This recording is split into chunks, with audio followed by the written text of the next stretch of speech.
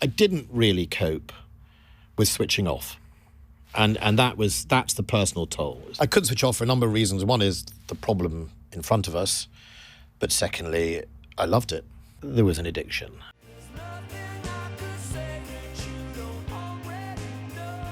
Welcome back to Crisis What Crisis, the podcast that aims to guide you towards a more resilient life and whatever it might throw at you. If this is your first time with us, then please hit subscribe wherever you're watching or listening. It really does help make sure that these, I hope, useful conversations are shared as widely as possible. My guest today is someone who has lived and breathed crisis, who has attended more Cobras than you could shake a stick at, who, as a soldier and politician, was tasked with keeping us safe through some of the most dangerous moments of recent times.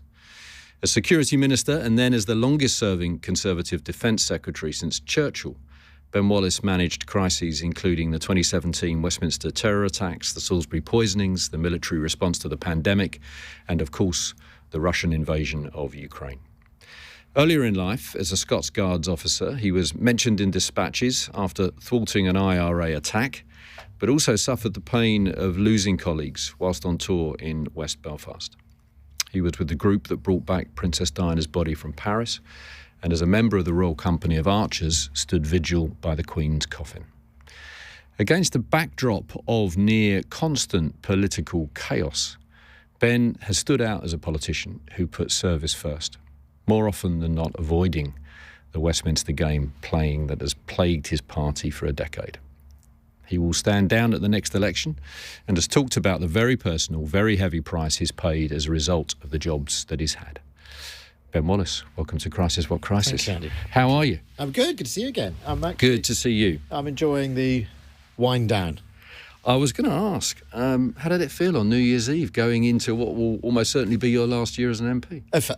It felt good, and I think really it felt good from the day I had mentally crossed the line to saying I'm going and telling the Prime Minister about mid-June that I would like to stand down at the next reshuffle as Defence Secretary. I was prepared, and I think that's something that most of my colleagues don't get. I mean, it is very brutal, reshuffles, as you well know. They're pretty brutal. People you think would take it well crumble. People find they've lost a job when they thought they're about to be promoted. It's the last vestige of probably 19th century HR. I mean, no one ever actually gets away unscathed, and I'm not going to be in that position. So, and yet you did. I mean, it's a very rare thing in politics to be able to exit on your own terms. How long had you been thinking about it, Ben? I mean, I think when we had, I can't remember which leadership contest it was, when we had one of the leadership contests, and some people were saying, go on, you've got to run and have a go at it, and you've got a good chance of winning. I remember going for a walk and deciding, I spoke to my family and my children, and I thought I didn't want to do it. I didn't want to be Prime Minister. It wasn't my thing. I didn't want it enough. I didn't want the cost that came with it. And I felt fulfilled in my job. And I think once I'd made that decision, I then knew I wasn't going to stand at the next election. And having made that decision in my mind, I wasn't going to stand again. And I've been at this game and started in the Scottish Parliament in 1999. Then it all became pretty obvious that I needed to stand down in advance and give the Prime Minister a chance to appoint a new Defence Secretary who would fight with him at the next election. I mean, it would not be very nice to anybody if I turned around 6 weeks before the election and said, I'm off Prime Minister. He has a right to fight the general election with his team. So that was a thought process. And then I told him in the middle of June, and obviously the reshuffle was probably going to be sometime. We all thought at the end of July. Then it was sort of September, so that was quite nice. It's a very unusual thought process for a politician, Ben. What, to not want to be the Prime Minister? To not want to be the Prime Minister, or to at least have a go at it, and then to decide, well, that means that I must try and organise this in a way that is not just right for me, but is also right for the party, that is right for the Prime Minister. That doesn't happen very often. I think there's some pretty decent colleagues who do that. I mean, politics is not about you. I mean, it's not about... one of the reasons I didn't want to be Prime Minister is I don't like the celebrity that goes with it. I don't even like being recognised much in my local shop. It's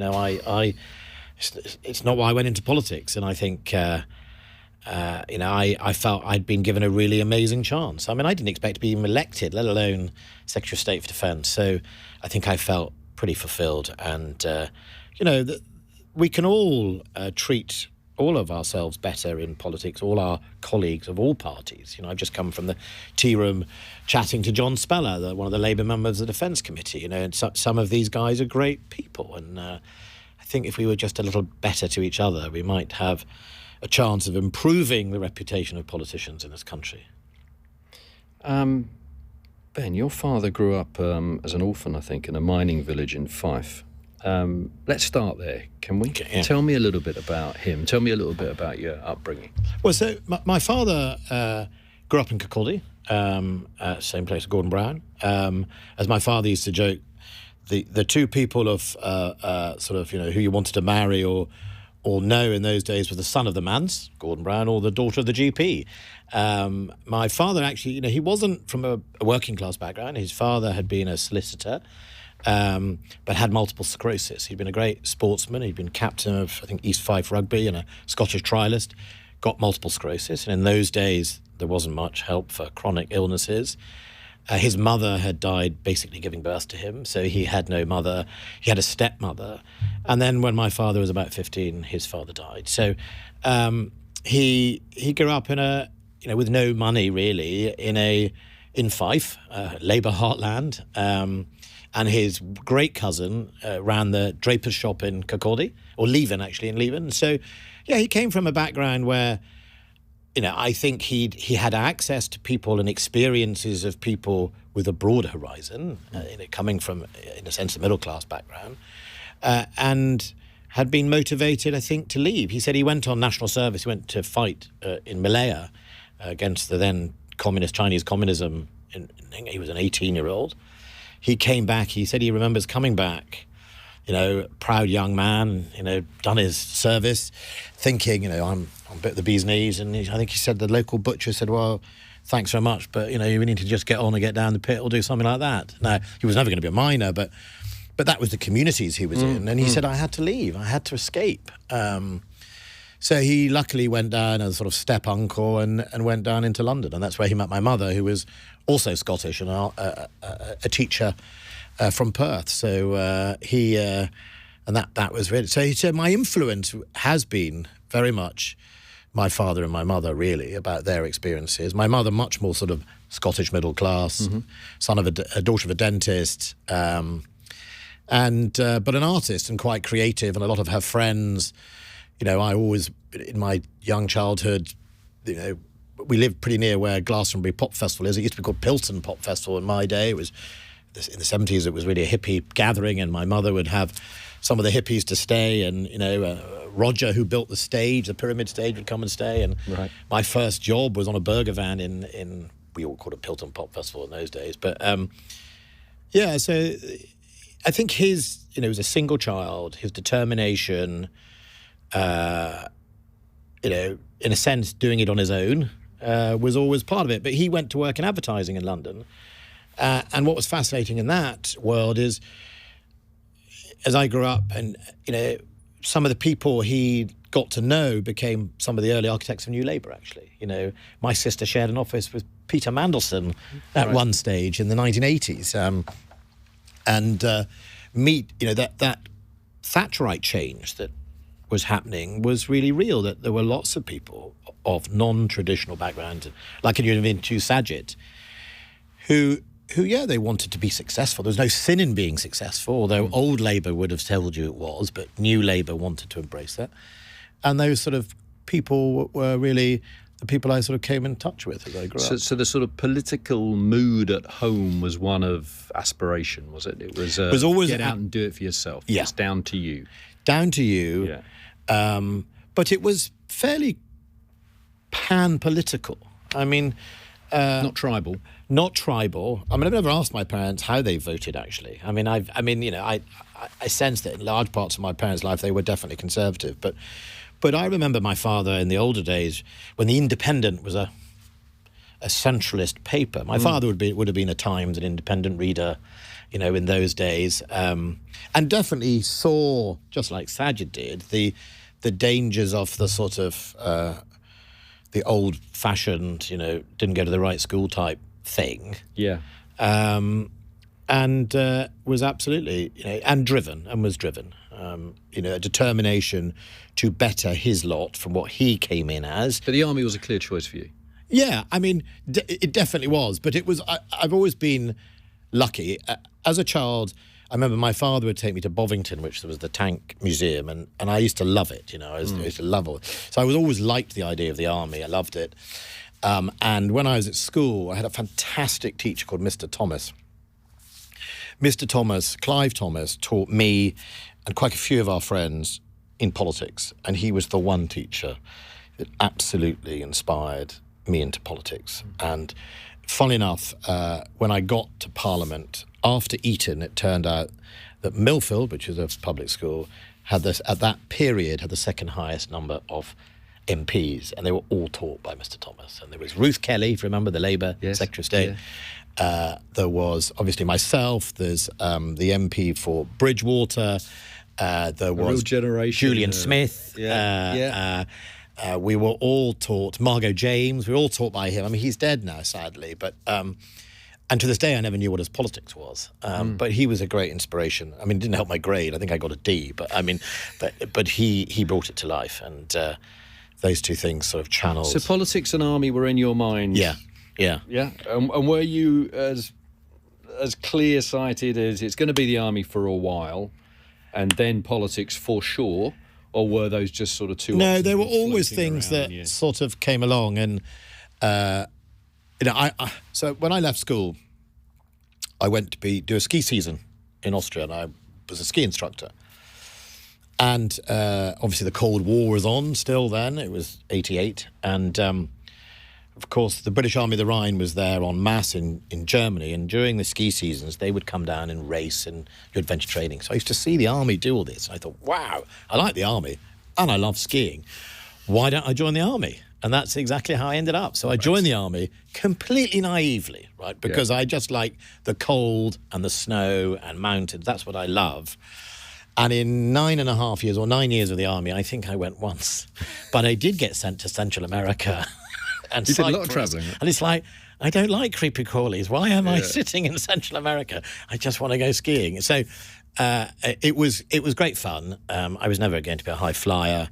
I probably did all the wrong things. I loved my time with soldiers. Let's talk about Northern Ireland. As I touched on in the intro, you were mentioned in dispatches after your unit prevented an IRA attack.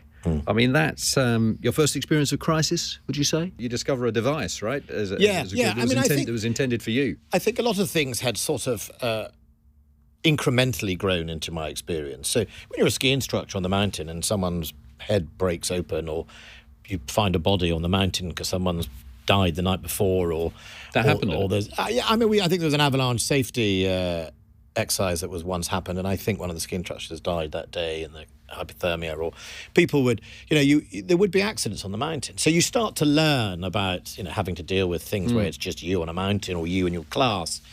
And then I think... What did you discover quite early on then that you were quite good in those situations? I don't know. I just did what was always natural. I mean, I think I always, I mean, this was before, obviously, skiing, but it was formalised probably in my army training at Sandhurst. There were some really key lessons of leadership in Sandhurst. And it's contrary to what the public think. It's not about natural leadership. We teach how to lead. The army teaches people how to be a leader. It doesn't sort of think you can be magically a leader on your own. It's one of the challenges we have with police forces. Our police need to teach how to lead, not just sort of leave it up to chance.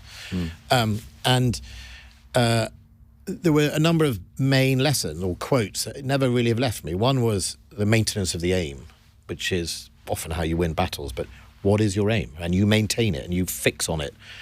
As you remember, when you and I were in opposition, that sense of collective endeavour binds you together, right? In a government, when you're in opposition, you regenerate, you come together collectively. There's very little room for individualism, egos, and you're trying to build this team, and then you win power And then literally the next day it starts to flake away.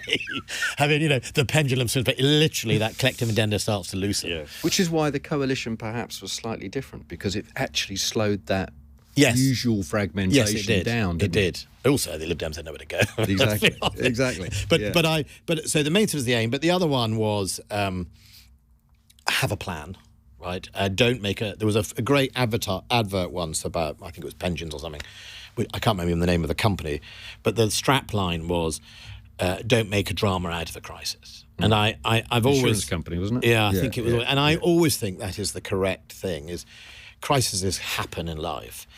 The test is whether you make a drama out of it, or whether you maintain your aim.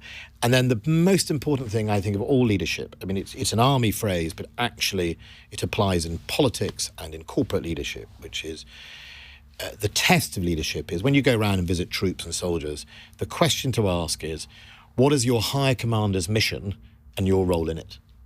And if you don't know the answer, then the leadership has failed. And it doesn't have to be a complicated mission and a complicated answer. But, in a military context, it would be, well, my high commander, my commanding officer or my brigadier, his mission is to cross that river.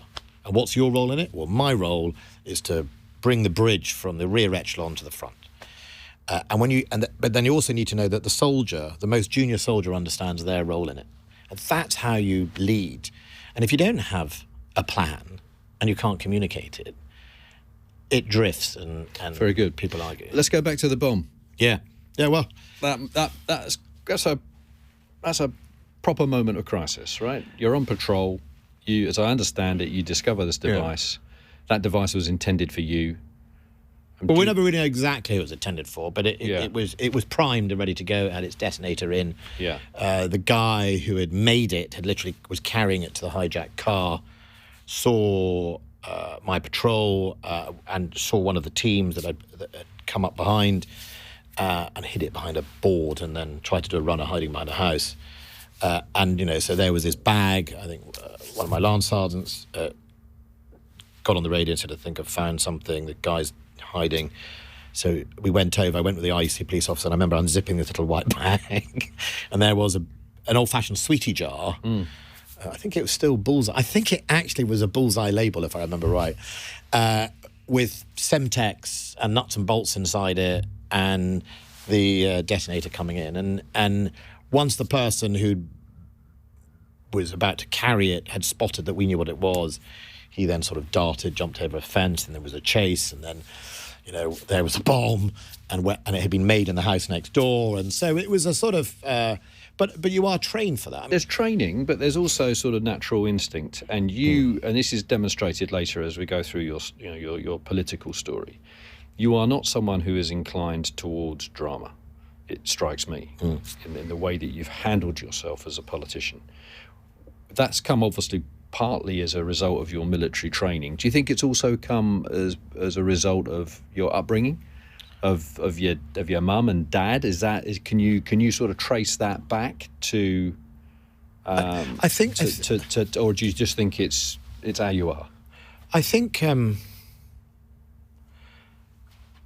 No, I think it comes back to, things didn't come easily to me. I was never top of the class, never top of the sports team. So I had to there was always two ways to skin a cat. You have to use things like empathy to get on and survive. You have to be able to communicate. Mm-hmm. Communication, as you and Andy in your world, is so important. And, as we get to the new Generation Z, and everyone's looking at their telephones, people are going to realise there's a premium on communication. If you can't talk to each other, you can have as many phones as you like. You're not going to make any money or be successful in your business because somebody's going to. And so that's how you compensated. That's how I compensated. That's how I found ways to deliver what I wanted to achieve, even if I wasn't top of anything. And I think that means that when you're in a crisis, I think it's incredibly selfish to be a prima donna. It's incredibly selfish to think it's all about you. It's not all about you. It's about a team. Everything we do nearly is about a team. And even when I was Secretary of State, I made sure my ministers were part of a team. I've been a minister where I wasn't part of a team, where the Secretary of State was surrounded by SPADs and everybody else, and there was no communication, and it was all about them, and we were like, just Because what then happens is the civil service pretty much ignore you all, just wait you out, wait for the Secretary of State's decision. And you get far more... Give me an example of that. Well, I'm not gonna... let me give you the positive. So I worked with Amber Rudd. Yeah. She was a great Home Secretary. She always relied... I was with Nick Hurd, was the Police Minister, and me, and Caroline Noakes, the Immigration Minister. Absolutely brilliant. She led a team, right? And there was nothing you couldn't go and talk to her about. There was nothing about she wouldn't back you up on. Sajid was good as well. Sajid would seek advice. He'd ask. He wouldn't pretend he knew everything. He didn't feel, and nor did she, that it made her any lesser by leading a team. You know, some people I think that to show any type of vulnerability, like I don't know what they're talking about or I don't understand this, is not how you become the next Prime Minister. And you know, it's always about team. So accepting that you're wrong as well. Accepting you're wrong, or you don't know. The best thing is not to get to be wrong by saying you don't know beforehand, and then getting some good advice. Yes. So I think I've always felt that, first of all, the biggest enemy of solving a crisis is drama, because that leads to panic. And the one thing you are taught, panic is a killer for everyone. And I used to say in the security minister's job to people, look, the public want to know we have a plan. So when a bomb goes off or a horrendous thing happens, and you know, I was also the minister during Manchester Arena, and and the first thing the public want to know on that morning or that evening or afternoon is that there is a plan. The authorities, whatever you want to call them, have a plan. They're not sitting there marking it, hoping the plan is 110% correct. They want to know that you have thought about it and you have a plan. And that you care. Right? And that you care. And I think that is half the battle. So have a plan and do not make a drama out of a crisis, and also be honest and be credible. And the public wants someone in front of the television screen who's going to be credible. And if that sometimes means difficult news, then so be it. But don't promise things you can't deliver. Don't promise that there'll never be a terrorist attack again. Don't hide some of your mistakes. Just admit it. But also, you'll get a hearing then. If you say, look, it isn't a science. It's not a perfect art trying to catch the next person who's going to try and kill you or blow you up, especially as some of the next generation of terrorists literally put down their cup of tea and walk out the door and decide to grab a knife. How do you predict that? How do you get in that place? And be honest. So, but whatever, do not let something get to a panic, because panic, you know, we're paid, the government and the professionals, the police, the MI5, soldiers, they are paid to not panic.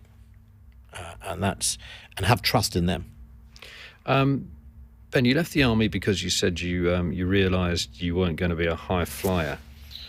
Were you sort of angry about that at the time? No, I had a great disappointment. No, that seems to be another. No, because you sort of run out of jobs. Very unusual kind of approach to sort of career development. Well, look, I joined the army fairly young. Very self-aware. I was 28. I'd had a fantastic time. I'd done 2 operational tours. I'd had a laugh, but I'd also done some good things. I loved my time.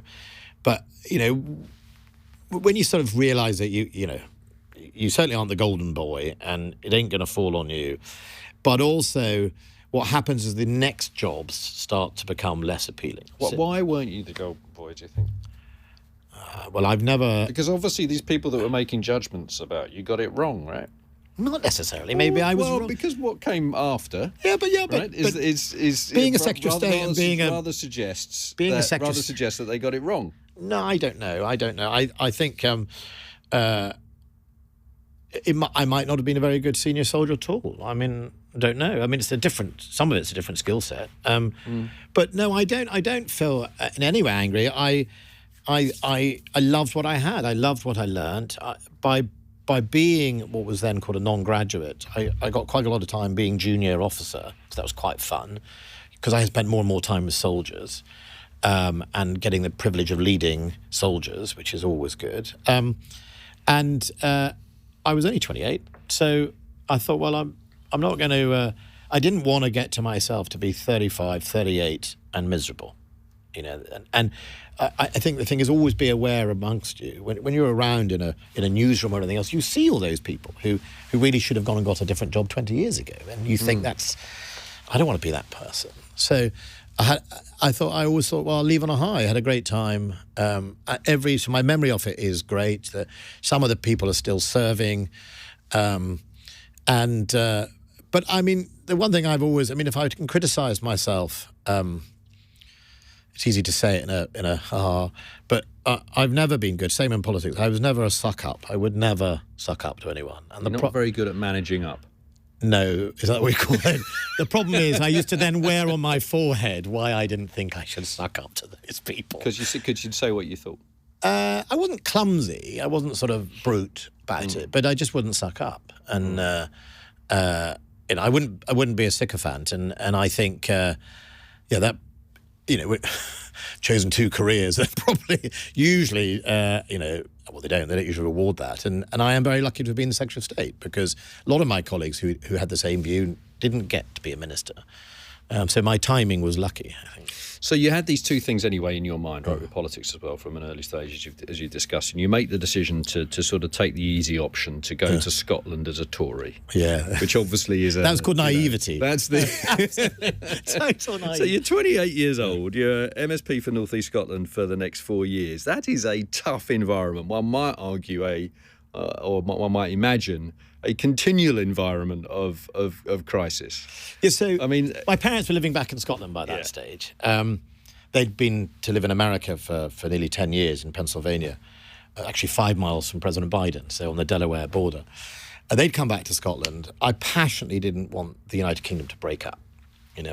I served with, I was a Scottish regiment, the Scots Guards. I served with the Scottish soldiers. And what was wrong with Scotland wasn't that they weren't independent. What was wrong with Scotland was everything from socialism to, cultural changes that needed to happen in the country, but not independence. So I was a passionate believer in the United Kingdom, a proud Scot, but I was also naive. I was serving here in London. I thought no one's ever heard of me. Who'd pick me to fight a seat?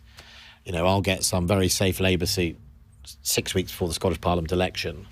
And I remember going into Scottish Central Office, and they started picking the seats for the Conservatives in order of winnability.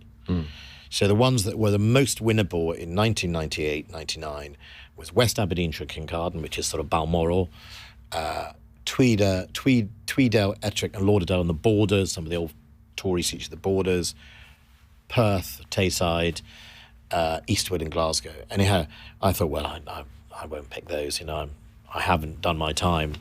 And a lovely lady called Elaine, who was from Lancashire actually, in the Scottish Central Office, said, just tick them, it'll be a good learning experience. And I got picked by the first seat.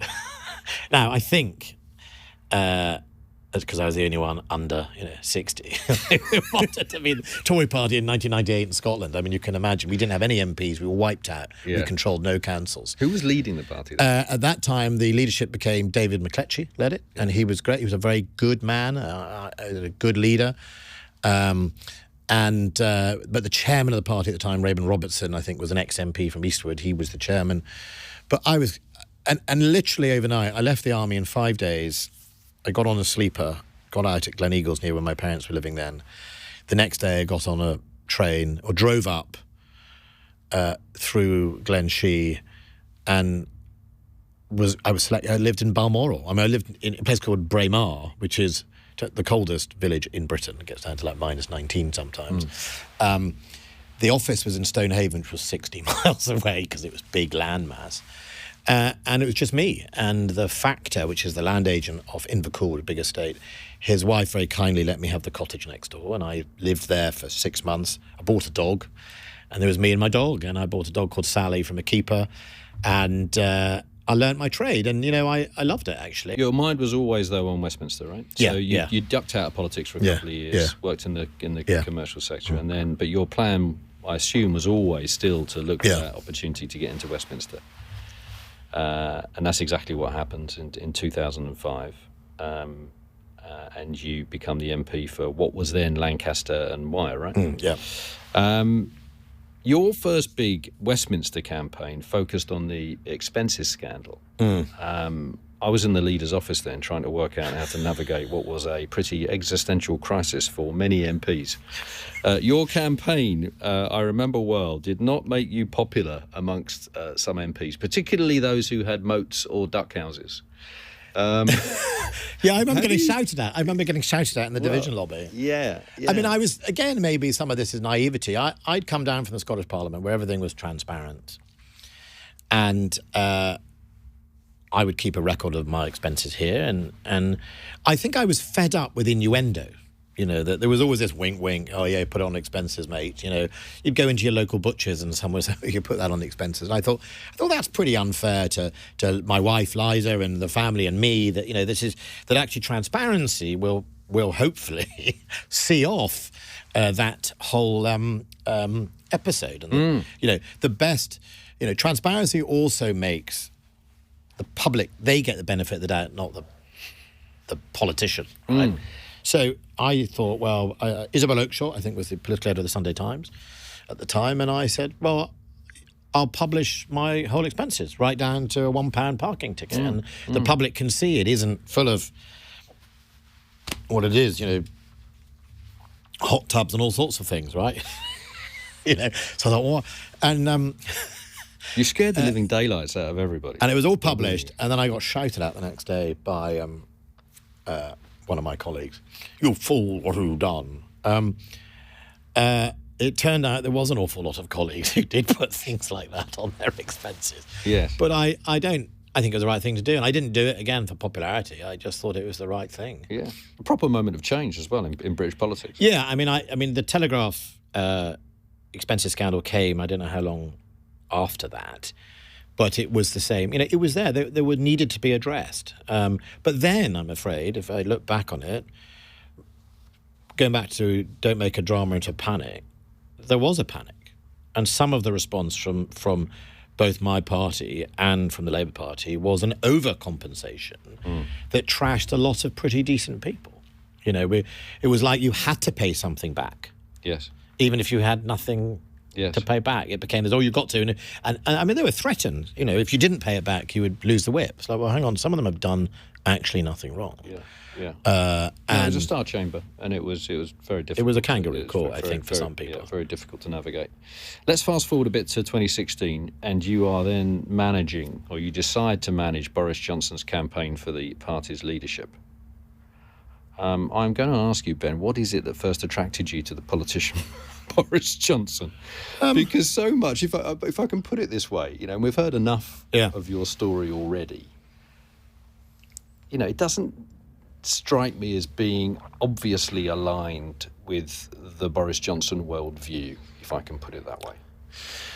So where was the match? Well, I would slightly disagree with that observation. So first of all, Boris is actually one of our most left-wing Tories we've had. I mean, I worked for Ken Clarke. So in 2010, when the Conservatives and the Lib Dems went into coalition, I lost my job as the shadow Deputy Scotland Minister.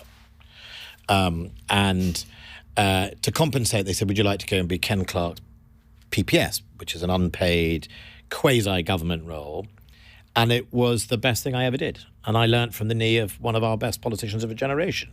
Ken taught me, you know, he'd first been a minister in 1974.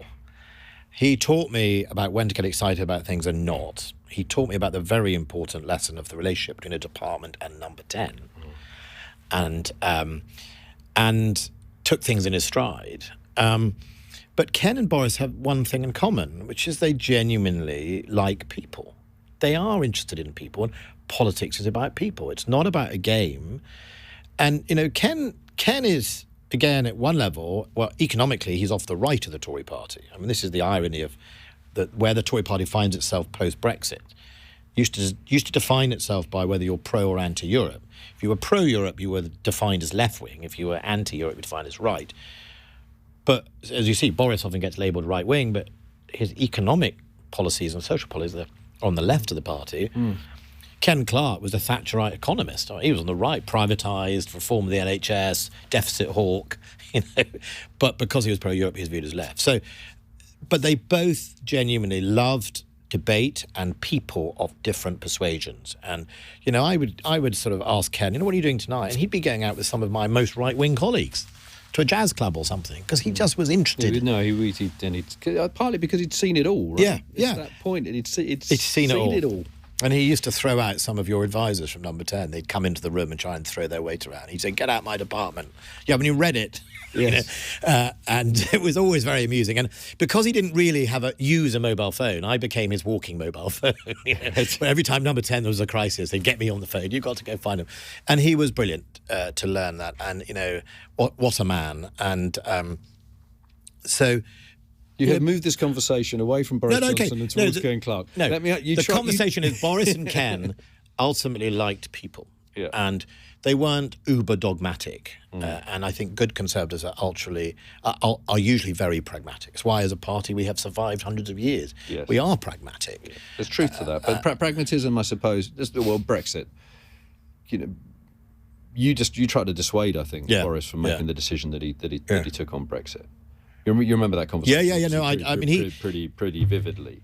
Did you recognise that conversation as being one that was actually in the context of a crisis, or that it was going to create a crisis? I think the wider party was going to be in a crisis, whatever happened. You know, I think I remember him ringing him, and it. I think a lot of people don't really understand why Boris backed Brexit. All the sort of throwaway lines about his career, that's all nonsense. Boris's wife at the time, Marina, is a lawyer who often used to represent the government. And quite rightly, and I used to see the security minister, she'd get aggravated by European courts going beyond, you know, jurisdictions. So the European Court of Justice crept and ECHR as well, has gone often way beyond both the drafters and indeed the political commitments given at the time. I don't know if you remember Tony Blair had given a commitment about, I think it was the European Court of Justice, not going into national security areas, and sure enough, that's what it does. So for a lot of part of Boris's view of the EU was about sovereignty, right? It wasn't about all the other things that people talk about. And I remember him saying to me, but sovereignty matters, Ben. And I would say, I'm a Scot. Every day of my life, I know what sovereignty means, because Scotland, ever since the Union, has pulled its sovereignty. You know, it's given up some of its decision-making powers, send it to Westminster in 17, whatever it was. And I definitely noticed, even in today's world, Scots and Welsh people and Northern Irish understand sovereignty. Well, they understand it, right? I don't think in England who's ever really given up sovereignty ever feels, and where they did give it up, in Brexit, for example, they wanted it back. So a lot of it was really about, in his mind, it was sovereignty. Sovereignty matters. And I tried to persuade him that, you know, yes, it matters, but sometimes you give and take. And look, he took the position he did. It didn't stop me thinking, you know, I always took the view, while I was in the Remain campaign, I always remember thinking, look, in Brexit, there are going to be winners and losers. There'll just be different winners and losers than staying in, right? And the job of any government of the day is to try and mitigate the losing and maximising the winning. And, you know, I didn't think it was going to be Armageddon. Do you think you should have tried harder with Boris? Or do you feel that you said all you needed to say? No, I think it was Boris's decision. He was passionate about it, passionate about why. And I don't think it was... I disagree with anyone who said it was some crazy calculation to be the Prime Minister. I think it was that he you know, I'd spent a lot of time with him, you know, and just going to his house, having a curry, hanging out with him. I mean, I was there on the night of the referendum. I was there when the result came in. Yes. I was there when David Cameron resigned. And I remember being upstairs. Did you think David Cameron should have resigned? Because that was a decision made in the midst of crisis. No. It goes to my point about, I mean, he should have, eventually, it would have been, you know, his instinct about leaving it was probably right. You know, he'd fought the biggest referendum probably in our history. It was going to end badly. But not on the morning when what the public are looking for is reassurance and a plan and a settled way of doing it, not I'm off. And I think that's, I can understand his sense. I mean, I think he probably should have gone within a few months, but not immediately. And just rather than to turmoil. Yeah, I agree. For 3 years from 2016, you were Minister of State for Security. During that time, as we've mentioned, Manchester Arena bombing, 2017 Westminster terror attacks, 2018 Salisbury poisonings. There were other, big moments. Astonishing period, really, of, pretty visceral crisis. How did you handle those moments from a personal point of view, Ben? You've talked about your approach to crisis, the reduction of drama, the need for plan, the leadership piece. But from a personal point of view, those are, they're all, kind of completely all-encompassing, all-absorbing kind of moments for you. How did you handle it? Well, on the lucky side for me, sadly, I didn't want any of these things to happen. It was an environment I'd been used to going back to Northern Ireland and the armed forces. So it wasn't alien to me. The pain of terror, the use of terror, some of the methods, it's a different adversary, predominantly, were different. The rise of social media, the rise of secure comms and the internet, all those things that the IRA never had, like WhatsApps and things like that. That was new. But I sort of just felt on familiar territory. So it didn't feel, I didn't feel out of my depth. I didn't feel a challenge in that way. One of the things I always loved, I always loved intelligence, right? And I remember, I wasn't good at lots of things in the army, but I remember I would just absorb intelligence. I remember, to this day, even as just a platoon commander in West Belfast, I can probably tell you every street in West Belfast. And I probably can tell you every terrorist incident that took place on those streets over 20 years. I can tell you which roundabout gunner Uttridge was shot dead. I can tell you at McCracken's Alley, and I can tell you them all. And I just loved it. And when I was the company intelligence officer in East Tyrone, in Cookstown, I just absorbed everything. And to this day, when I went back as a junior Northern Ireland minister, I can remember the families. And I used to say things like when we were being asked when warrants or something was being discussed or inquests, I'd say, I think I probably arrested that guy. And they went, no, Secretary of State, Minister, I think it was his uncle. All right, So when I was Security Minister, there was huge amounts of reading every day of intelligence material. And I would absorb it all. And I have a memory on that. So the one area I have a memory is those things. So it was very useful at holding to account MI5 and the police and asking questions. So the memory bit is a very important part of your sort of operating system. Yeah, it's not a photographic memory, but you're a bit of a particular type of information you can absorb and remember and order. And used to both either argue or hold to account people and point out that, that this has happened before, or oh yes, I remember this intelligence came in then, and what have we done about it? Or, just as being a normal minister, I asked this to be done 6 weeks ago, where is it? I did actually once buy a little book called To-Do List, and I write it down, because in massive ministries like the Home Office and Defence, it's always easy for things to get lost, So you need to remember what you've asked. But I think the first thing was to get out and about. So I'd go and meet MI5, I'd meet the police officers, I'd go on the ground, I'd go and see the incidents, I would go and see, if people wanted me, I'd go and see the victims or speak to some of them, but I would certainly, I would, first of all, I care, but I also was interested and understood what the challenges were. And by the time I'd finished, I'd got to know most of not only the people, but also where our vulnerabilities were and where we'd spent the money in the right place, and some of the challenges. And the problem was I didn't really cope with switching off, and that's the personal toll. So the last two jobs, Security and Defence Secretary, are sort of quasi-operational. Certainly as Defence Secretary, you are authorising operations all the time. You're warranting if you're required to do warrants. You are constantly on the alert for global issues. or global contact from your American counterpart, or Ukrainian or German, or whoever wants to ring you, or even, I remember I was on a holiday in Anglesey one day, and Minister Shoigu wanted to speak to me from Russia. There was the middle of the Ukraine war, and, the whole, we had to find an interpreter, and we did this, So that never switched off. And then as security minister, having read all these plots, every week I would read the top, 20, 15 plots of terrorist plotting that was going on abroad or at home. It might not have been a plot, might not have matured.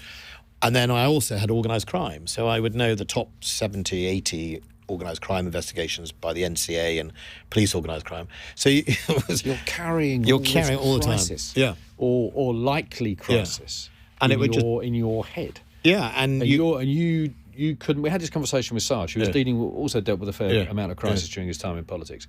He said he had this ability to be able to get home, take a minute, do his work. He'd always do the red box in the office, never at home. If he possibly could. Obviously, there are moments when that becomes impossible. But that he could say to himself, right, stops now. Even if it's only for a brief period, when he walks through the front door into the family. I couldn't switch off, and that is my regret. I couldn't switch off. I couldn't switch off for a number of reasons. One is the problem in front of us, but secondly, I loved it, and it's hard. Was it an addiction? Yeah, Sarah Vine, Michael Gove's ex-wife, wrote a lovely article about Michael. I don't know if he thought it was lovely, but I understood it, where she said, I don't know if she said politics or men have mistresses, and Michael's mistress was politics, and he was addicted to it. And I think there was an addiction to it, and it made it very hard to switch off, and that came at a cost. So I think. And you weren't able to recognise it at the time. You weren't able to do anything about it at the time. I think I wasn't able to do anything about it, and I thought I was switching off when I wasn't. And I tried to do everything. I think that's the other thing is. I live up in the northwest. I live up in Lancashire, Cumbria sort of area, right up in the north. It was part of my therapy to go home. I had to go home. I had to go home, even if I'd go home for 36 hours. But actually being able to switch off, and especially when you were followed around by phones. I joked that when I was Defence Secretary, I had 3 phones by my bed, and it followed around. Out of interest? No, well, I had my own one, which you always suspected with your own one. You've got everyone completely secure.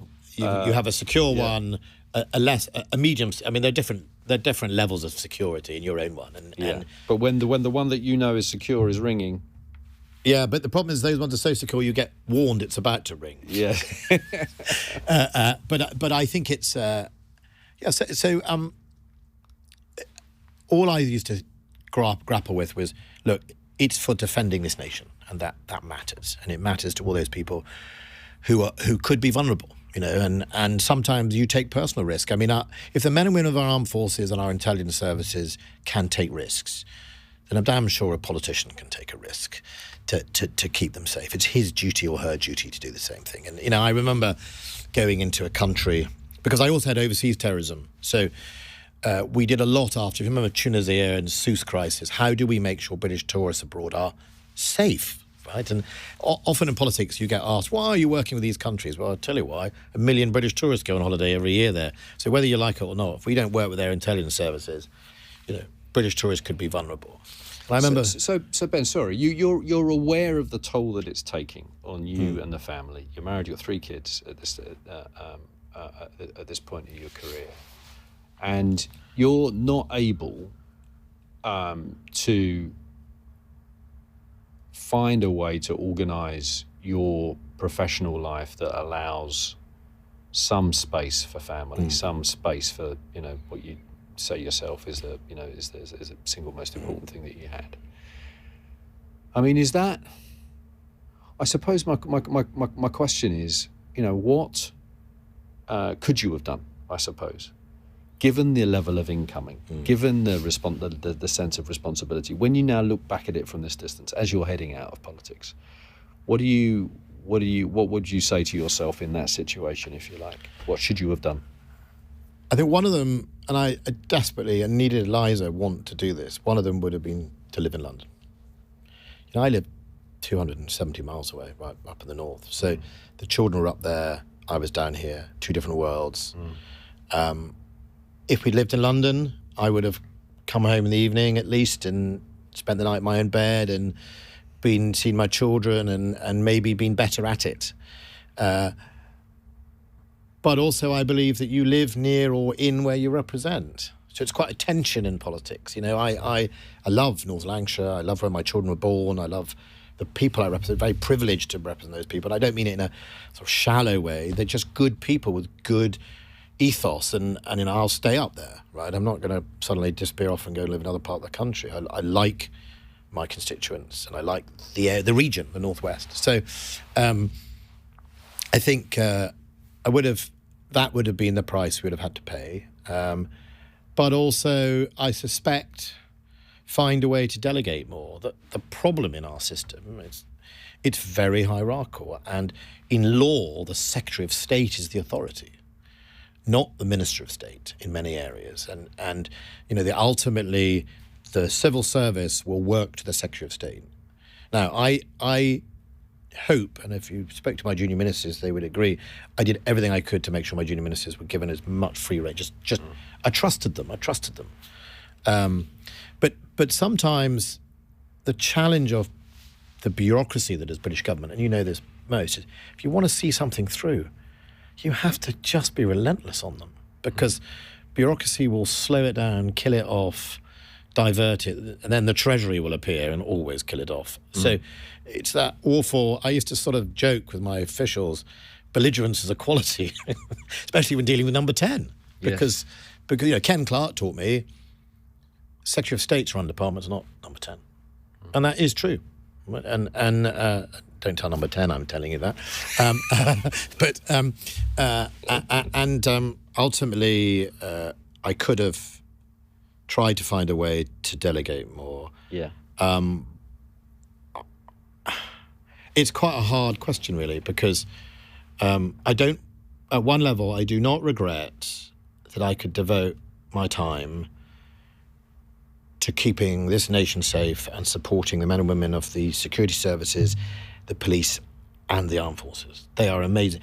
And I think that goes back to how do you get through crisis? Well, the one thing I always learned, there's always someone worse off. Always. I'm not the young man away from his family for 6 months, stagging on in Sudan or Somalia or on an operation or on a ship on the other side of the world, away from his young babies. I'm not doing that, right? There's always someone worse off. There's always someone. I'm not the father of a victim who died in the Manchester Arena attack. There is always. So I always thought like that. And it makes it quite hard, therefore, to make a drama out of just doing my duty. How do we fix that then? How do you match service responsibility with an individual's ability to maintain a life? Because ultimately, for you, just to explain, obviously that ended in separation, and that element of your life was to was sort of sacrificed for all the things that you've just described. I don't know the answer to the how. I wish I did. I don't.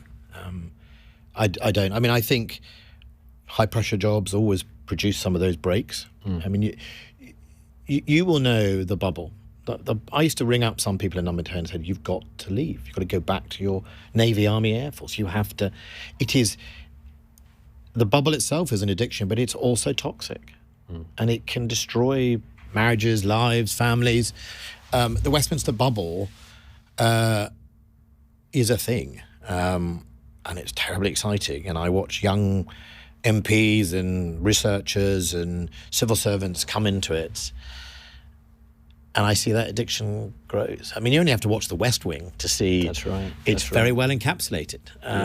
So I think the first thing I would say is stability. Stop having endless reshuffles. I mean, I always sort of slightly amused when I hear the old throwaway line that it's always the civil servant's fault. If you keep changing ministers, civil servants just wait you out. I mean, he'll be gone in a year. Why should I do that? And and David Cameron was good at the beginning. He had stability, roughly and I've done 2 really long stints. I was the longest serving security minister full stop and the longest Tory defence secretary. Only when you get to about year 2.5 do you actually start to be in command of your brief. And you start to have appointed those civil servants that work for you, or your generals or your admirals. You've started to shape the team. It also means that there's continuity, and you've learnt how the Treasury works, you learn how Number 10 works, you can get your way, not every time, but you can work out how to get your way. You've built relationships. But if you constantly have chop and change... So I think what you can do is find ministers that are round pegs, round hole, because they're already going to start ahead of the game, make sure the Treasury is full of people that actually understand finance rather than the greasy pole. Make sure that defence, security are full of people with an interest stroke background of that area. They don't have to be spies or anything, but they just have to understand it. Make sure the local government department's full of people who understand local authorities. So round peg, round hole, and then give them stability by making them not spend their whole time looking over their shoulder. I mean, you will know, I find it deeply unsettling how Number 10's, how SPADs function, certainly Number 10 SPADs, putting sort of ripples through departments of fear or briefing to papers and things like that. I mean, imagine what that does to any Secretary of State or Minister. Exactly. When they're trying to get on and do the job. Yeah. I mean, you were at you found yourself on the sharp end of that with Dominic Cummings, who briefed against you. Presumably you were as depressed as I was to read that the Prime Minister has had him in to ask for his view on the upcoming election. I mean, who is he? I mean, last time I said that he was bullying or something, he went all over Twitter saying, I know things about Ben Wallace, I'll go in front of a parliamentary committee to tell them, because you don't get sued, obviously. Yes. But, I mean, apparently, according to his evidence of the COVID inquiry, it looked like everyone is an idiot except him. I mean, look, but it didn't, in a sense, really bother me, because I did have the ability to just speak to Boris direct, and these people only have power if you give it to them. Right? I mean, if you go, oh, it's him, well, I didn't go, oh, it's him, because I've seen them all before. We've all been in Number 10s with the so-called gurus. Yes, indeed. They always blow up. Yes. They always blow up. It's like, right, well, I don't know, you're next. So I think ultimately, look, he had a role to play, but he wasn't going to run my department because that's not his job. But if it gets large right across the board, people are being briefed against all the time. It's so counterproductive to the function of a government. I mean, I remember it in the Blair government, this point about going back, I remember it. I mean, what I find really interesting is I've definitely seen some of what's going on now all before. I was in Parliament, I was elected to Parliament when Tony Blair was the Prime Minister. And Gordon Brown wanted to push him out. And it was Gordon Brown who, and all his sort of minions and briefers were knifing Blair, and because it was his turn and his time. I've seen all that before. And, yes. And all it did was hasten the demise of the Labour Party in 2010. So I don't really think these sort of things are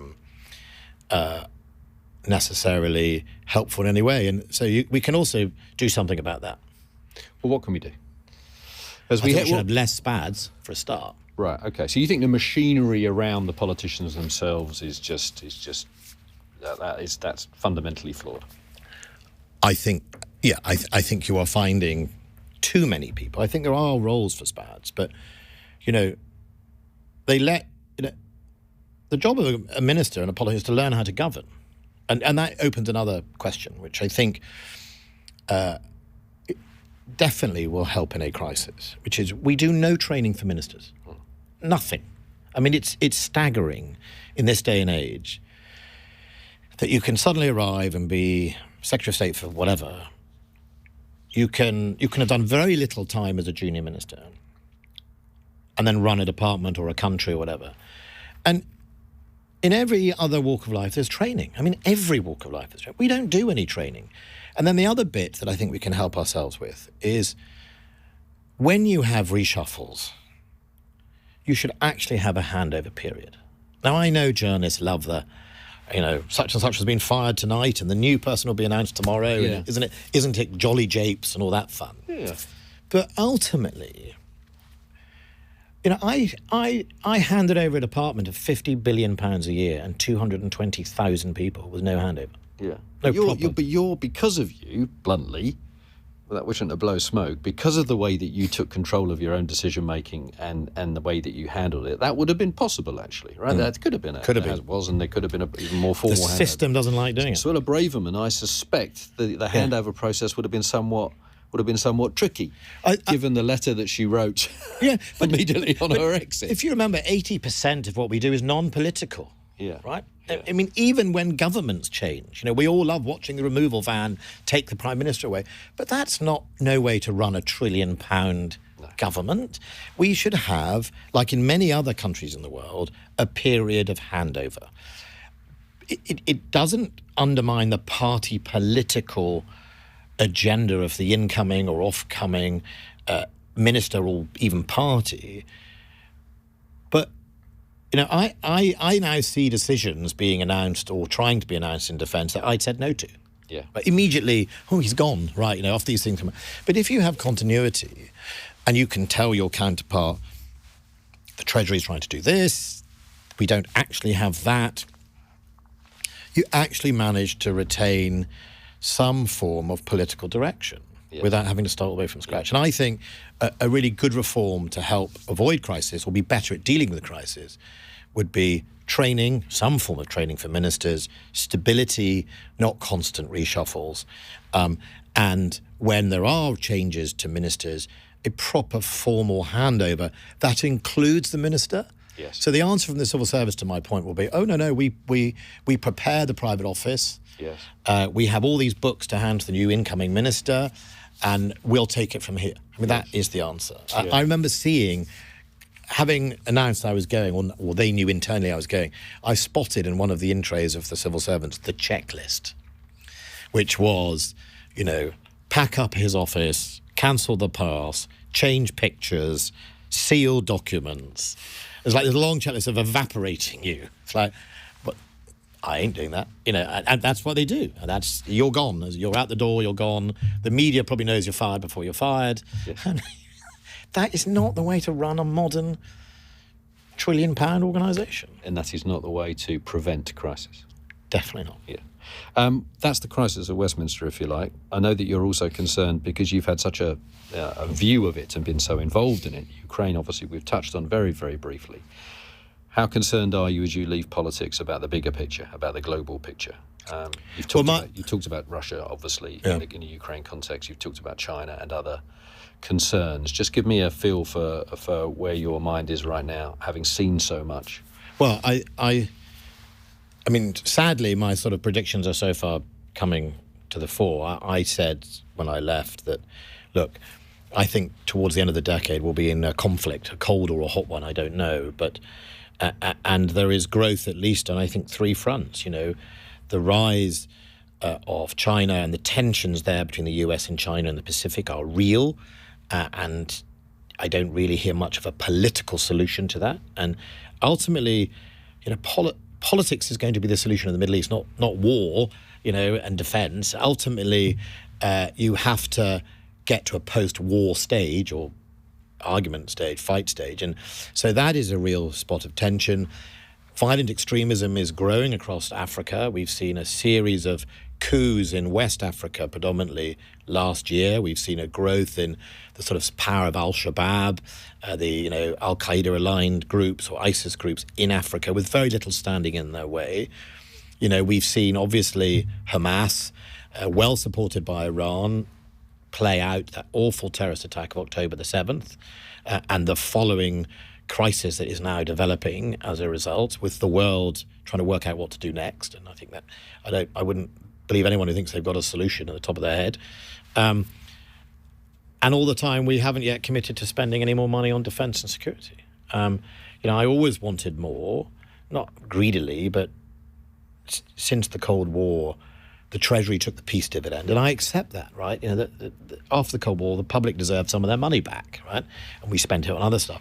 Problem was, it went from peace dividend to corporate raiding. It just kept on slicing. You know, in 2015, we cut the defence budget by 7%. Right? I mean, defence and security are not things they're not like pigs you can fatten on market day, as we used to be fond of telling the Labour Party. You can't do that. So I'll be concerned if in the manifestos of both the Conservative and the Labour Party there is no mention of a commitment to increase defence spending. Proper mention, not like you know, at some stage. I would like to see, you know, by a date we will increase defence spending by X GDP. But Ben, that's the spending bit, and obviously there is a link, right? Because that's what provides the reassurance on one level. But understanding the existential threats that are out there, you know, kind of well beyond our defence budget, you've managed to separate yourself from that. Yeah, I have. Yeah, since you made the decision. Yeah. I mean, to be honest, you know, I was done. I'm done, right? I mean, I was done. You know, I mean, you can only do X hours a week and no holidays a year type thing. And in the end, I got to a stage where I was happy. You know, I'd mentally content to walk away. And you know, of course, there's things I could go back to, but that you're determined. You'll never go back. I'm not going to go back. I'm leaving Parliament. You know, I will try and fix some of my things in my private, personal life. As I said to Sarge, you know, David Cameron's just walked back through the door. So you know, you never say never to anything, right? But I mean, but are you? Because you describe it as being, I'm fulfilled. I've done what I need to do. I've done the jobs that I wanted to do. Yeah, and that's it for me. That's it. I mean, you know, I mean, you know, look, two things are either going to happen this year. We're going to win the election. And I think there is a chance the Conservative Party can win the election. You know, I'm a North West MP, and large swathes of the Red Wall are not convinced yet by Keir Starmer. Genuinely not. And if interest rates start to fall, people will genuinely feel that in their pocket. Mortgage holders and everything else. So I think there is a genuine, and Rishi's determination to deal with inflation is an important... Genuine but slim. I'll leave that to pollsters. I'm sure they said genuine but slim in 1992. And it is the one thing I definitely would say in 19 years of politics nearly is a week is a long time in politics. Yes, that's for sure. But the other thing that will happen is either we will have a Labour or Conservative government. I don't think, you know, the Lib Dems will get a look in. And I think the result for that will be, you know, step up to the plate, fund defence, and, you know, make sure that when a crisis happens, you don't panic. You talked about the value that bringing Ken Clarke brought to government. Someone with that experience, someone with that worldview, someone who's seen the movie several times. Well, for those of you who are only listening, I've just put my hand out. I'm sure there are no shortage of people who come on your programme and other programmes who could do that. And I'm always happy to help Britain. I mean, you know, if I got a phone call from anyone asking me, you know, come and talk in private about your thoughts, you know, I've already spoken to, you know, parts of NATO and things like that about, you know, what do you think? I'm always happy. You know, good governance is in everybody's interest, whether you are a Corbynista or otherwise. It's in everyone's interest that we are governed well in this country. And it is always in our interest, I believe, that other ministers understand how the Treasury plays games, because ultimately the Treasury is the key department in our government and former governments that I think holds us back. Yeah. So what's next then, Ben? Well, because you've said, I suspect rather glibly in a previous interview, I'd be quite happy working in a bar. I suspect you wouldn't be, Ben. I don't know. I can do it for 10 years, but you know, I've always drawn sustenance for anything I've done. I've always found happiness in something, and I was a barman once. I was a waiter once. Quite enjoyed it. I mean, I certainly wouldn't feel, you know, prestige and rank and all that. I don't care about that. So if I go and work in the local pub for a night or two, it wouldn't bother me. It's quite nice. Get to chat to lots of people, you know, and be paid for it. So beyond getting behind a bar, then what's the plan? Well, at the moment, obviously I have two passions in sport. I like horse racing, and I like motorsport. I love motorsport mainly because of the engineering, and Britain leads the world in motorsport, and people forget that. You know, we always talk about football, but ultimately, you know, there's thousands of people that work in our Formula One teams based in Britain. It is a British-powered sport. And most, in motorsport around the world, if we don't drive it, we design it. And if we don't design it, we build it, right? I mean, I always joke that the Mercedes Formula One engine is actually designed and made in Brixsmith, right? So a job in Formula One is something that you are actively a job in pursuing? some of the sports I'm passionate about, not as a pundit, not as a player, but helping them be successful. I'd look at that. And horse racing is another sport we should be leading the world in. We have real problems at the moment in the racing industry, real problems, not helped by the government's ridiculous proposal on betting or something about betting checks, which are just ridiculous. But ultimately, we are, something like that, right? I mean, we'll see. I mean, the election's going to be, who knows, autumn, I'm guessing. And a life beyond. And a life. The bits that you've neglected, as you've described. And a life. Lose a bit of weight, and a life. And, and there's lots of things to do out there. And you know what? There's the other great motto of politics is, no one can actually work out whether Lincoln said it or de Gaulle said it or someone else said it. But, the cemetery is full of indispensable men. So there's loads of talented people in Parliament, despite what we read in our newspapers, who actually will be able to do a better job than I do.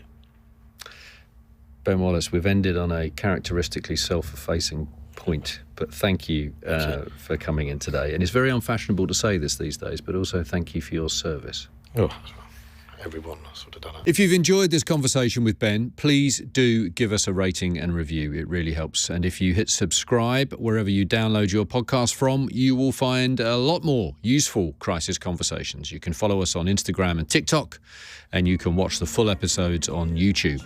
Just search for Crisis What Crisis podcast. You can also find full transcripts of this and every episode on our website, crisiswhatcrisis.com.